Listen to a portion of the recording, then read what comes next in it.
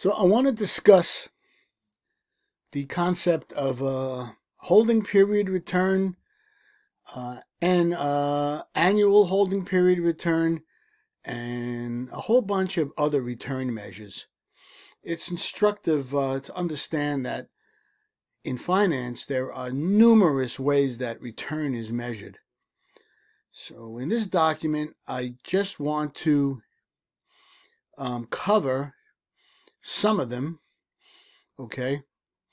So in finance, basically the rate of return, known as ROR, also known as return on investment, return on profit, or sometimes just plain return, is the ratio of money gained or lost, whether realized or unrealized. Realized or unrealized means what?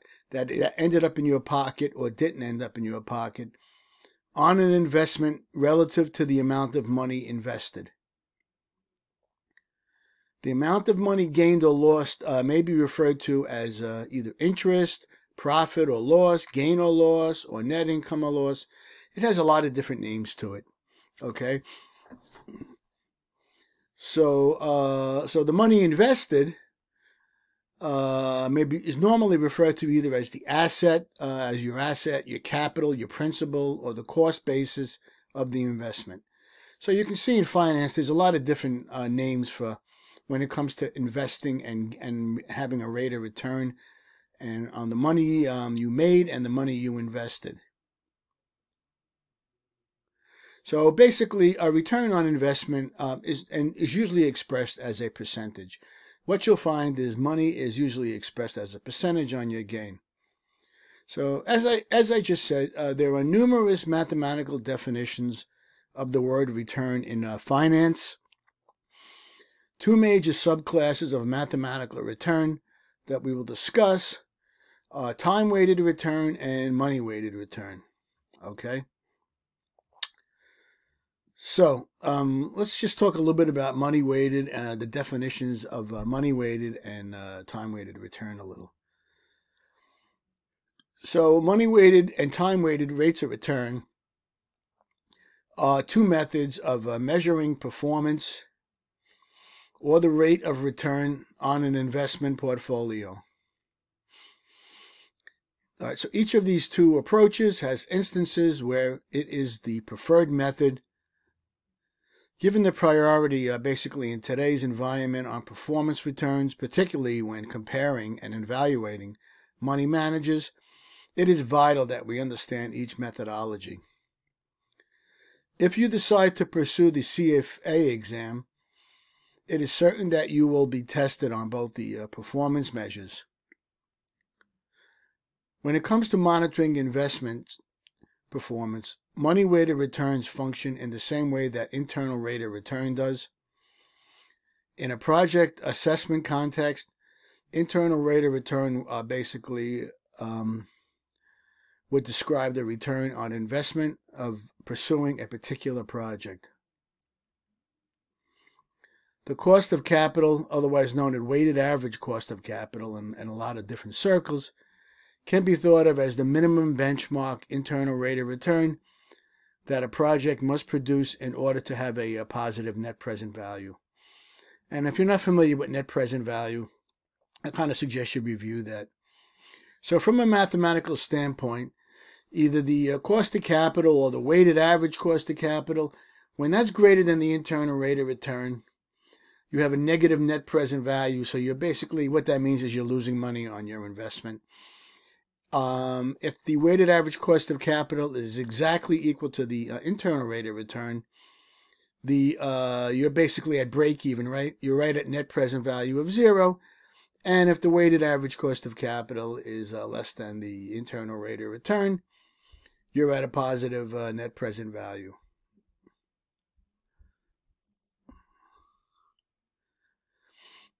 Okay, so in an investment management context, the money-weighted return is the return at which a portfolio's present value of inflows equals its present value of outflows.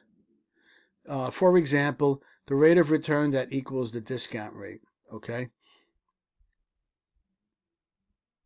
All right, so it's an important concept to know that this method, the money-weighted return, is not ideal to monitor the performance of investment managers, since returns can be skewed by large deposits or withdrawals requested by clients.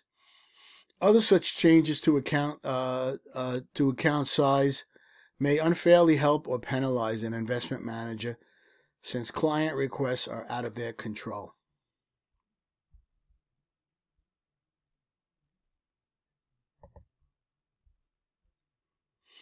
All right, so we now have the concept of time-weighted returns. And time-weighted returns, such as holding period return or modified Dietz method. Now, the modified Dietz method is what a lot of pension funds use to determine your personal rate of return. I'm not sure you've heard of the term personal rate of return, but on my TIAA-CREF accounts, they talk about a personal rate of return. So there'll be more discussion on the definition of the modified Dietz method later on in this document. All right, so these are also known as period-by-period returns. The time-weighted rate of return is not sensitive to additional contributions or withdrawals. It is defined as the compound growth rate of $1 over the period being measured. The time-weighted formula is essentially a geometric mean and we'll discuss that later, right, of a number of holding period returns that are linked together or compounded over time, thus they're time-weighted. So this approach isolates investment performance from withdrawals and deposits, making the assessment of the investment manager fairer. Withdrawals and deposits will be accounted for in the following periods, final value. So here I show you the general formula for a time-weighted return. So it's abbreviated TWRR, which means time-weighted rate of return. And it is the ending market value of your portfolio or your retirement account, let's say, minus the beginning market value of your portfolio, plus the dividends or interest inflows you received, minus any cash flows to exclude at period end. You subtract deposits and withdrawals are added back, okay, to be fair. So typically D1 and CF1, here shown here, are combined in a more general equation. This is very similar to the modified Dietz method of calculating return, which I mentioned previously, which we will explore later with regard to mutual fund return calculations, as performed by, let's say, TIAA-CREF as an example. So what I'd like to do now is I'd like to insert a short video from YouTube that does examples on the time-weighted rate of return. And what I'll then do is do my own examples here. So I'll pick up here, but I would like to just insert a video so you can see it from a couple different perspectives. Okay? All right, great. Okay, let's discuss the time-weighted rates of return. Let's use the same example as what we did for the money-weighted rates of return. So assume that at the beginning of the period 1, we bought a stock for $50. And then at the end, it becomes $60. At that time, it paid $1 dividends, and we also buy another stock. And after another years, you sell both of the stocks for $65. And in that year, there is no dividends. So unlike in the money-weighted rates of return, which we deal with cash flow and internal rates of return, in the time-weighted rates of return, we try to find the growth rate of each period. So the first step is to write down what is the balance at the beginning of a period and what is the balance at the end of a period. For example, in this case, the balance at the beginning of the period is $50 because this is what the customer gave you to buy the stock. And after one period, the balance becomes 60 plus $1. Why? Because the stock now appreciates to $60 and it paid $1 dividends. So from $50, it grows to $61. This is the ending of the period, which is equals to 61. Okay, then how about for period 2?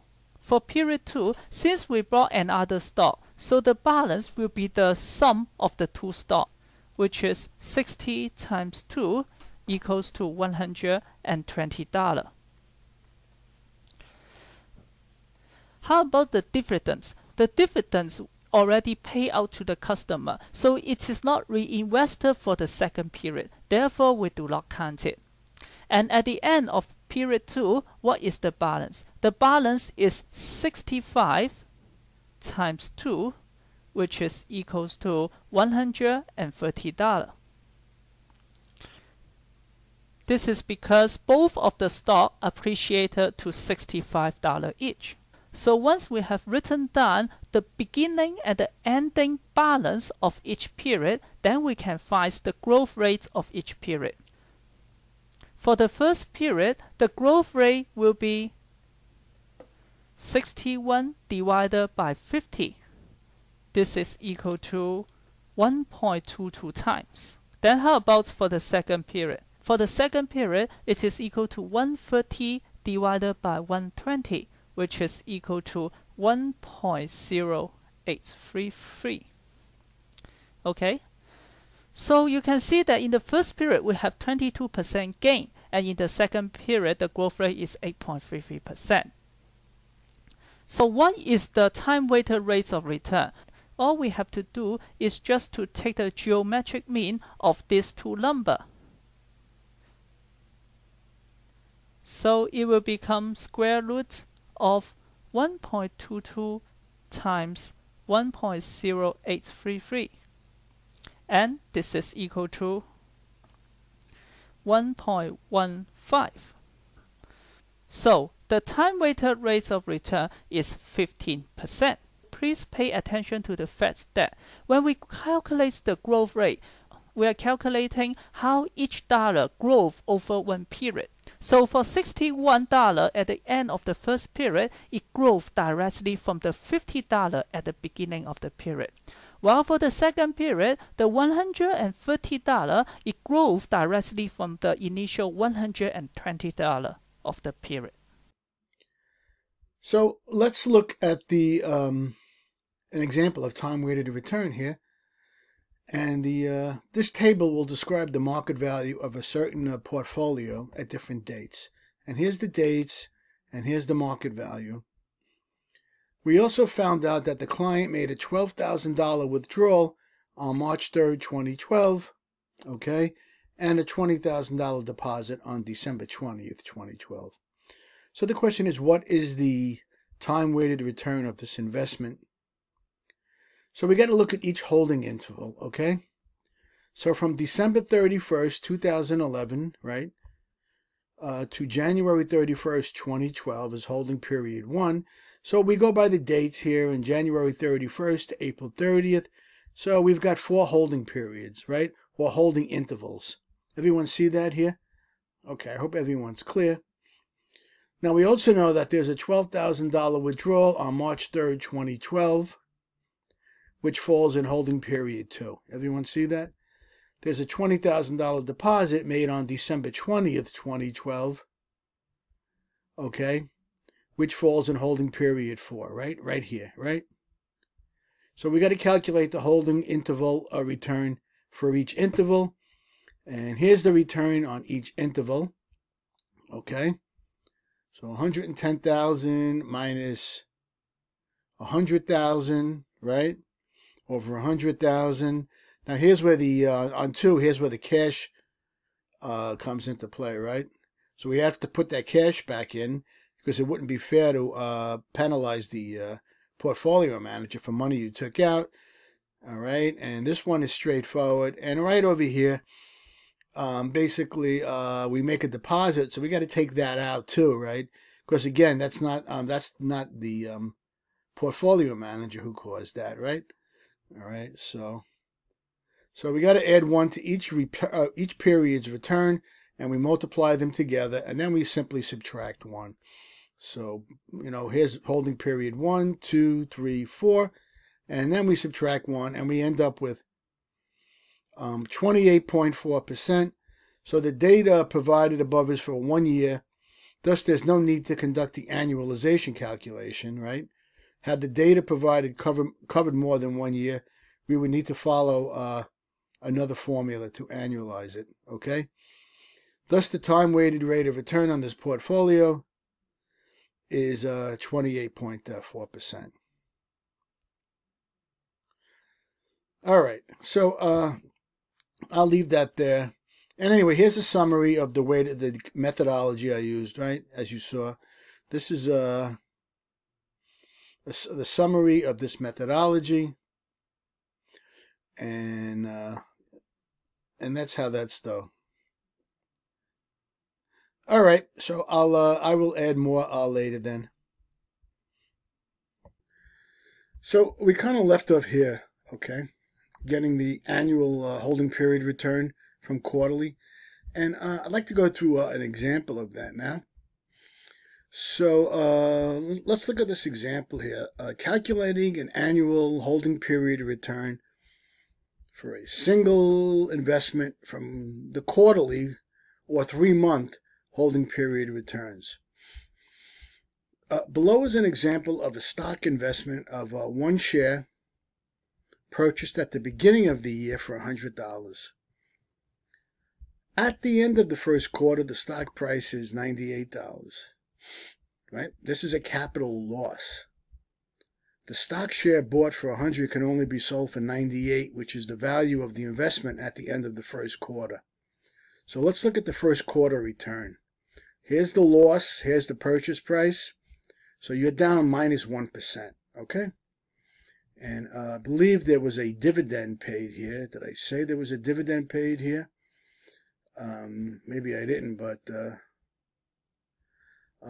was a dividend paid there.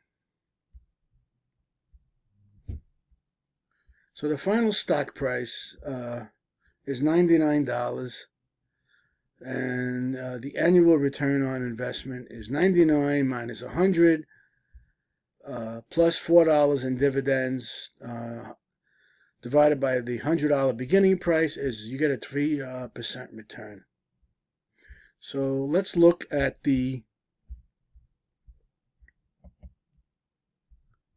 where this all came from. So here's the dividends, right? Here's the dividends for each quarter. Here's the stock price. So here's your minus 1% loss. Now the price has gone up in the second quarter to 101. Now remember, you paid $100 for this share, right? So you got a 4.08%. So again, here's the dividend for each, and then it goes up again to 102. Right? So you're looking at the holding period return from each period, though, okay? So this is gone from 101 to 102. So you got about a 2% return here.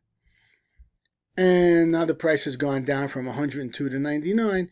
So you got a minus 1.96% return for the fourth quarter. So if we look here, the final stock price is 99. Okay, the beginning was 100, as I said here. And we got $4 in dividends. And that basically gave us, if you look at the math here, a 3% annual return. Now I can get that same answer as follows. I can take each period return, so you see minus 1% here, and 4.08% here, and 1.98% there, and 1.96% there. And I basically, I'm adding 1 to them, okay? Now, again, you add 1, but here this is negative, and this is negative. And you could basically see I take the numbers here, and I multiply them, and then I subtract 1 at the end, as shown in the equation up here somewhere.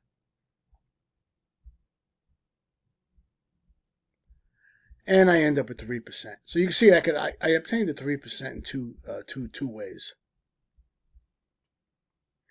So if the final stock price had been 95, right, dollars, the annual return would have been what? 95 minus 100 plus the 4 would have been minus 1%. Okay, so that's how that is done. Okay.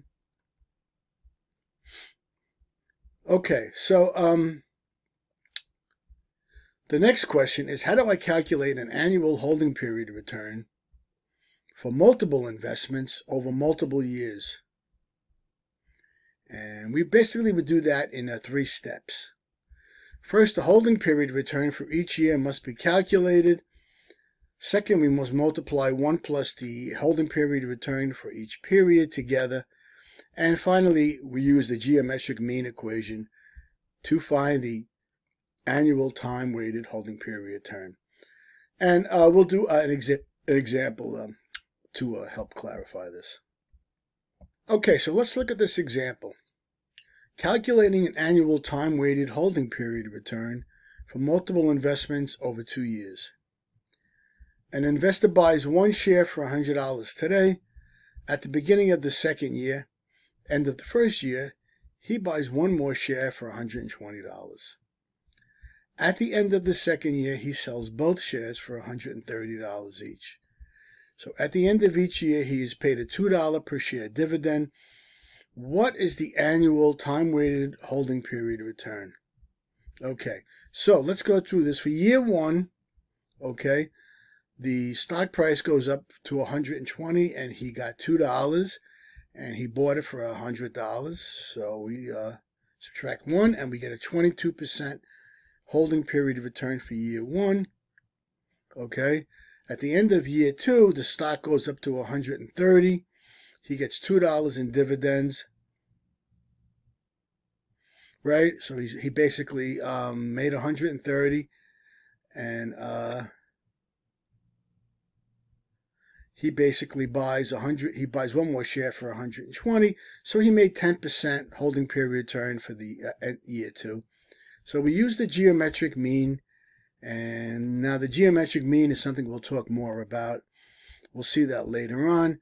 And it winds up, you add 1, right? He added 1 to this, and he added 1 to this, and he basically took the square root, right? Because you're looking for an annual over 2 years, and we subtract 1, and it winds up, we have the annual time-weighted holding period return as 15.84%, as you can see there, and not 16%, as you would expect from taking a straight average of 22 plus 10 divided by 2 is 16%. Okay, so again, the choice of the 2 years was arbitrary. I could have chosen any time period I basically wanted. Hey guys, so in this video we're going to have a look at the arithmetic mean versus the geometric mean. So the means I'll denote with this X bar, and if I have the arithmetic mean I'm going to denote it with this A, and if I've got the geometric mean I'm going to denote it with this G. So when we're talking arithmetic and geometric, kind of arithmetic means that we've got this addition happening over time. So we might have 1 point here, and then we'll add to it, say, another point, and over time we're going to form this straight line. Whereas geometric means over time we're getting this geometric pattern emerge. So we've got 1 point, and then we're adding to it, and then we're adding to it, and we're forming this curved line over time. So at the top we're getting this geometric happening, and in the bottom we're getting this arithmetic. So what we want to look at doing is calculating the arithmetic and the geometric mean for, say, this series of numbers here. So we've looked at the arithmetic mean before. There's a video on this, and it says if you take these 4 numbers, you take the sum of your x observations, so the sum of xi, and these are your x observations here, and you divide it by n, which is the number of x observations. This will give you your arithmetic mean. So for this series here, what we do is we take 150, we add 120, we add 100, and we add 80, and then we divide it by the total number of observations.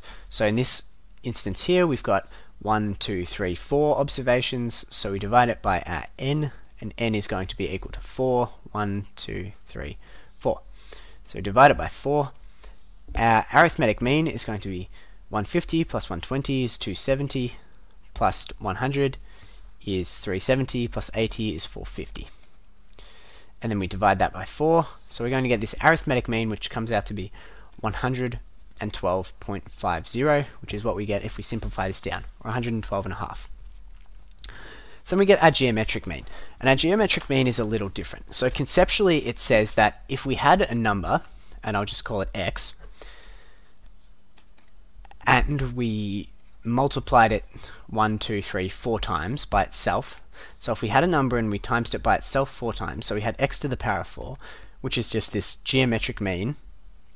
So this geometric mean, and we take it to the power of 4, xg multiplied by, and these dots just mean multiplied by.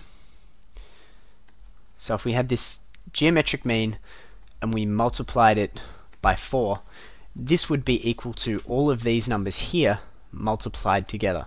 So if we took our 150, we multiplied that by 120, we multiplied that by 100, and we multiplied this by 80. So if we said if we had some average number and we multiplied it together 4 times, it would equal all these numbers multiplied together. So what we say is that if we have this geometric mean, x bar g to the power of 4, we have these numbers, it equals to 150 times 120 times 100 times 80.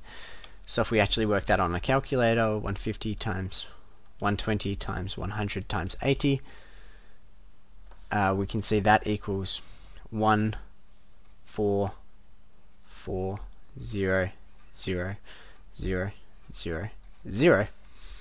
So 14,400,000. So we have this number, we take it, we multiply it by itself 4 times to 1, 2, 3, 4, we're going to get 14.4 million. We can say that our geometric mean, x by g, if we want to find what that number is, then we need to multiply, we need to find this. This is basically x bar times g to the power of 1. We multiply this by a quarter, we take it to a power of a quarter, sorry, and then we take this side to a power of a quarter. So x by g is going to be equal to our 14.4 million to the power of a quarter. We work out that our geometric mean is just going to be equal to 109.45. So 109.45. So that's how we work out our geometric mean. We just take these 4 numbers, multiply them together, and then we put it to the power of 1 on n. So 1 on n, where n is just the number of terms, and that gives you the geometric mean. So what you guys can see, and I'm going to get rid of this geometric mean stuff down here, is that we had this geometric mean here of 109.45, and then we had this arithmetic mean of 112.50. So this is our arithmetic, and this is our geometric. So what you can see is the arithmetic is larger than the geometric mean.